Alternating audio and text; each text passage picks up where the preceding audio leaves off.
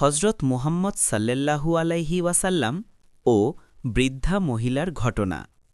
হজরত মুহাম্মদ সাল্লাল্লাহু আলাইহি ওয়াসাল্লাম যখন মক্কায় ইসলাম প্রচার করতেন তখন অনেক মানুষ তার বিরোধিতা করত। তাদের মধ্যে একজন বৃদ্ধা মহিলা ছিলেন। তিনি প্রতিদিন রাস্তা দিয়ে যাওয়ার সময় নবীজির উপর ময়লা ফেলতেন। নবীজি কখনো রাগ করতেন না, চুপচাপ নিজের কাপড় পরিষ্কার করে চলে যেতেন।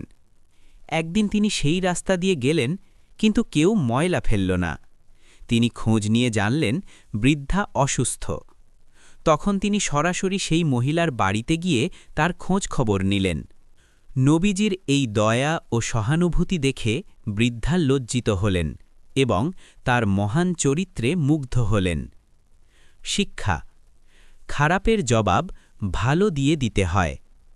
ধৈর্য ও ক্ষমা মানুষের মন পরিবর্তন করতে পারে।